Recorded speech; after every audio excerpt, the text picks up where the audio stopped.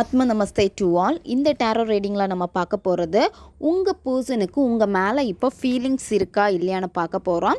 உங்கள் 2 பேருடைய வேவில் அந்த மேட்ச் ஆகுதா, அதாவது இப்போ நீங்கள் நோ கான்டாக்டில் இருக்கீங்க அப்படின்னா உங்கள் பர்சனுக்கு இப்போ உங்கள் மேலே ஃபீலிங்ஸ் இருக்கா, நீங்கள் அவங்கள பற்றி திங்க் பண்ணிக்கிட்டே இருக்கீங்கல்ல, அந்த எனர்ஜி வந்து உங்கள் பர்சன்கிட்ட போய் சேருதா இல்லையா, அதை பற்றி தான் பார்க்க போகிறோம். உங்கள் பர்சனை மனசில் நினச்சிக்கோங்க. மனசில் நினச்சிட்டு இந்த பிரபஞ்சத்துக்கு முதல்ல நீங்கள் நன்றியை தெரிவிக்கணும். இந்த கார்டு எனர்ஜி கூட கனெக்ட் ஆகிறதுக்காக நீங்கள் கமெண்டில் தேங்க்யூ யூனிவர்ஸ்னு கமெண்ட் பண்ணுங்கள்.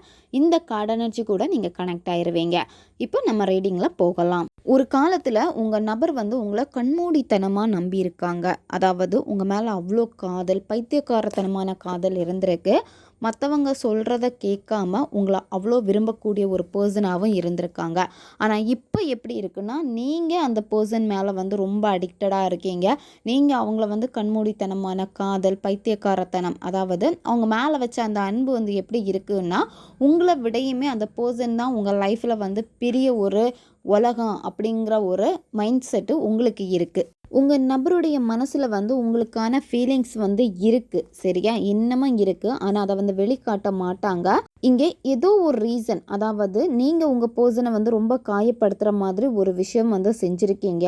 அது மட்டும் இல்லாமல் இந்த 2 பேருக்கு இடையிலுமே வந்து பார்த்திங்கன்னா பயங்கரமான ஒரு ஹர்ட்டிங், அதாவது மனசை வந்து ரொம்ப நோகடிக்கிற மாதிரி ஒரு விஷயம் வந்து நடந்திருக்கு. இதில் வந்து உங்கள் பர்சன் வந்து மனசு வந்து மாறி இருக்காங்க. இந்த மனசு மாறுறதுக்கான காரணம் வந்து பார்த்திங்கன்னா தேர்ட் பர்சனுடைய பேச்சுக்கள், அதாவது தேர்ட் பர்சன் உங்களை பற்றி தப்பாக சொல்லியிருக்காங்க. அது மட்டும் இல்லாமல் இங்கே காம்படிஷன் அதிகமாக இருக்குது உங்களுடைய லவ்வில், சரியா.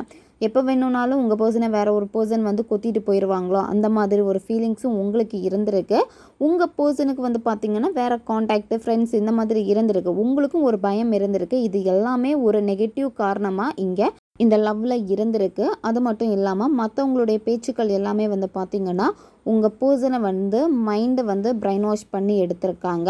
இப்போ உங்கள் பர்சனுக்கு வந்து உங்ககிட்ட வரலாமா வேணாமா அப்படிங்கிற ஒரு கன்ஃபியூஷன் பயங்கரமாக இருக்குது. உங்கள் மேலே ஃபீலிங்ஸ் இருக்குது, இருந்தாலுமே அந்த ஃபீலிங்ஸை வந்து பெருசாக அவங்க வந்து வெளியே காட்ட மாட்டாங்க. உங்ககிட்ட ஒரு நேரத்தில் வரணும்னு அவங்களுக்கு தோணுது, ஒரு சில நேரத்தில் வந்து இல்லை வேணாம் அப்படின்னு சொல்லிட்டு அவங்களே விலகி போகிறாங்க.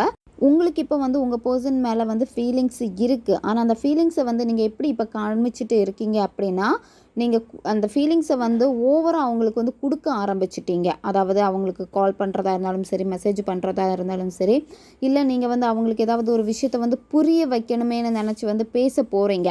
உங்கள் பர்சன்கிட்ட எல்லாத்தையுமே வந்து சரி பண்ணி எடுக்கணும் அப்படின்னு நீங்கள் ட்ரை பண்ணுறீங்க.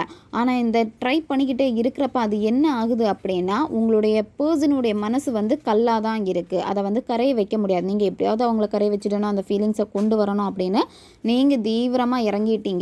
ஆனால் நிறைய வாட்டி நீங்கள் ஃபெயில் தான் ஆகிக்கிட்டே இருக்கீங்க. ஏன்னா உங்களுடைய பர்சன் வந்து இப்போதைக்கு வந்து முழுசாக உங்களை ஏற்றுக்கக்கூடிய ஒரு மனநிலைமையில் உங்கள் நபர் வந்து சுத்தமாக வந்து கிடையாது. உங்கள் பர்சனுக்கு உங்கள் மேலே வந்து ஃபீலிங்ஸ் இருந்தாலும் உங்கள் மேலே சில நேரத்தில் வந்து கவலையும் இருக்குது. அதாவது உங்கள் வாழ்க்கையில் வந்து அவங்க வந்துட்டாங்களே அந்த மாதிரி ஒரு கவலை அவங்களுக்கு இருக்குது. ஏதோ ஒரு சொல்ல முடியாத ஒரு பயங்கரமான பாரமும் உங்கள் பர்சனுடைய மனசில் வந்து இருக்குது. ஆனால் அவங்களுக்கே தெரியல அந்த பாரம் என்ன அப்படின்னு சொல்லிட்டு. பட் அவங்க வந்து சந்தோஷமாக இருக்காங்களான்னு கேட்டால் உங்களுடைய நபர் வந்து சந்தோஷமாக இல்லை. ஏன்னா அவங்களுடைய லைஃப்பில் வந்து இப்போ வந்து பிரச்சனைகள் வந்து வேறு மாதிரி போய்கிட்டே இருக்குது. நிறைய பிரச்சனைகளை அவங்க வந்து சந்திச்சுக்கிட்டே இருக்காங்க. மேரேஜ் ஆனவங்க வந்து இந்த ரீடிங் பார்த்துக்கிட்டே இருக்கீங்க அப்படின்னா இதில் வந்து உங்களுக்கு டிவோர்ஸ் ஆகிருக்கும். அப்படி இல்லைன்னா டிவோர்ஸ் அந்த கோர்ட் கேஸ் வந்து இப்போ வந்து நடந்துக்கிட்டே இருக்கும். நீங்கள் பிரிஞ்சிருக்கீங்க அப்படின்னா அவங்க வந்து டிவோர்ஸ் கேட்டு வந்து உங்களுக்கு நோட்டீஸ் கொடுத்துருப்பாங்க, இல்லை அந்த பேச்சுக்கள் வந்து வந்திருக்கும். ஒரு சிலருக்கு எப்படி இருக்குன்னா, பணம் சார்ந்த விஷயங்களில் வந்து உங்கள் பர்சன் மாட்டியிருக்காங்க. இதனாலே வந்து பார்த்தீங்கன்னா போலீஸ் கேஸு, கோர்ட் கேஸ் இந்த மாதிரி சில பிரச்சனைகளும் வந்து போய்கிட்டே இருக்குது உங்கள் பர்சனுக்கு. அதனால் உங்களை பற்றின எண்ணங்கள் வந்து பெருசாக அவங்க வந்து மைண்டில் வந்து எடுத்துக்கல.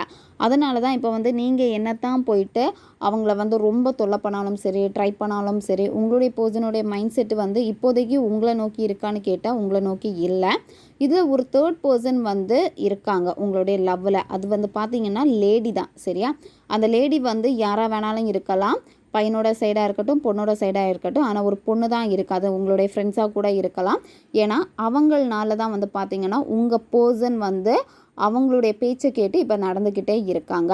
இப்போ நீங்கள் உங்கள் பர்சன்கிட்ட புரிய வைக்க ட்ரை பண்ணி நீங்கள் வந்து என்னத்தான் செஞ்சாலுமே வந்து உங்களுக்கு ஃபேவராக வந்து இருக்காது. உங்கள் 2 பேருக்கு இடையில இருக்கக்கூடிய இந்த வேவ்ல வந்து இப்போ எப்படி இருக்குன்னா, உங்கள் எனர்ஜி உங்கள் பர்சன் கிட்ட போயிருக்கான்னு கேட்டால் இல்லை. அப்படியே ஆப்போசிட்டாக தான் இருக்குது. சரியா? நீங்கள் பாசிட்டிவாக இருந்திருக்கீங்க. அதாவது கடவுள் நம்பிக்கை அதிகமாக உங்களுக்கு இருக்குது, பிரபஞ்சத்துடைய நம்பிக்கை அதிகமாக உங்களுக்கு இருந்திருக்கு. ஆனால் அது இப்போ இருக்கான்னு கேட்டால் அது உங்ககிட்ட இல்லை. ஏன்னா நீங்கள் எப்போவுமே வந்து கடவுள்கிட்ட ப்ரேயர் பண்ணி யூனிவர்ஸ் கிட்ட கேட்டு கேட்டு நீங்கள் தோற்று போயிருக்கனால இப்போ நீங்கள் கடவுளையே திட்ட ஆரம்பிச்சிட்டீங்க, இந்த யூனிவர்ஸையே திட்ட ஆரம்பிச்சிட்டீங்க. நம்பிக்கை இல்லாமல் இருக்குது. அதுதான் இங்கே தெளிவாக கார்டில் காட்டுது. சரியா? நீங்கள் கரெக்டாக மேனிஃபெஸ்டேஷன் நீங்கள் பண்ணிட்டு இருந்திருக்கீங்க. உங்கள் எனர்ஜி எல்லாமே பாசிட்டிவான ஒரு எனர்ஜியாக வந்து பிரபஞ்சத்துக்கிட்ட போய்கிட்டே தான் இருந்திருக்கு. இருந்தாலுமே இங்கே சில நெகட்டிவாக நீங்கள் திங்க் பண்ணியிருக்கீங்க. சோதனைகள் வந்ததுக்கு அப்புறமா வந்து உங்களுடைய நெகட்டிவ் தாட்டு என்ன ஆயிருக்கு அப்படின்னா அந்த பாசிட்டிவ் எனர்ஜி கூட மிக்ஸ் ஆகிடுச்சு. அதனால தான் இப்போ நீங்கள் இந்த ஒரு சிச்சுவேஷனில் இருக்கீங்க. இப்போ நீங்கள் உங்கள் பர்சன் கிட்ட டைரெக்டாக போய் பேசணும், இல்லை வேறு யாரையாவது வச்சு பேசணும்னு பார்த்தீங்கன்னா அது வேலைக்கு ஆகாது. நீங்கள் முழுமையாக நம்ப வேண்டியது இந்த பிரபஞ்சம், கடவுளை தான் நீங்கள் முழுமையாக நம்பணும். அதாவது மனசை வந்து முதல்ல நீங்கள் ஒருநிலைப்படுத்துங்க. உங்களுக்கு வேணுங்கிற விஷயத்தில் மட்டும் நீங்கள் ஃபோக்கஸ் பண்ணுங்கள். அப்படி நீங்கள் பண்ணீங்கன்னா இந்த பிரபஞ்சம் உங்களுக்கு உதவி பண்ணுறதுக்கு ரெடியாக இருக்காங்க. ஏன்னா பிளாக் மேஜிக்னால தான் பிரிஞ்சிருக்கு. திருப்பி திருப்பி தேர்ட் பர்சன் சைடில் இருந்து பார்த்தீங்கன்னா பிளாக் மேஜிக் பண்ணிக்கிட்டே இருக்காங்க பிரிக்கிறதுக்காக. நீங்கள் இந்த பிரபஞ்ச சக்தியோட கொஞ்சம் கொஞ்சம் கனெக்ட் ஆகுறப்போ என்ன ஆகுது அப்படின்னா அந்த நெகட்டிவ் வந்து உங்களை அஃபெக்ட் பண்ணுறப்போ நீங்கள் டோட்டலாக உடஞ்சி போயிடுறீங்க. திரும்ப முயற்சி பண்ண மாட்டேங்கிறீங்க. நீங்கள் திரும்ப திரும்ப முயற்சி பண்ணுங்கள். நல்லா மேனிஃபெஸ்டேஷன் நீங்கள் பண்ணுங்கள். கோயிலுக்கு போயிட்டு வாங்க, நல்லா மெடிடேஷன் பண்ணுங்கள். இந்த மாதிரி பிரபஞ்சத்தோடு நீங்கள் கனெக்டாக இருக்கிறப்ப என்ன ஆகும் அப்படின்னா உங்களுடைய வேவ்லேருந்து உங்கள் பர்சன் கிட்ட போய் சேரும். நீங்கள் எப்போ நீங்கள் பிலீவ் பண்ணி நீங்கள் கரெக்டாக ப்ராசஸில் பாசிட்டிவாக நீங்கள் இருக்கீங்களோ அப்போ தான் உங்களுடைய வேவ்லேருந்து அவங்கக்கிட்ட போகும், அந்த எனர்ஜி போகும். நீங்கள் தூத்துக்கிட்டே இருக்கீங்கன்னு நினைக்காதீங்க. திரும்ப திரும்ப முயற்சி பண்ணுங்கள். முயற்சி பண்ணுறதுன்னா பிரபஞ்சத்துக்கிட்ட கேளுங்க. கேட்க கேட்க பிரபஞ்சம் கண்டிப்பாக உங்களுக்கான ஒரு பாசிட்டிவான ஒரு வேயை வந்து கொடுப்பாங்க. இதுதான் இந்த ரீடிங்கு. அடுத்த ஒரு வீடியோ பதிவில் சந்திக்கலாம். நன்றி.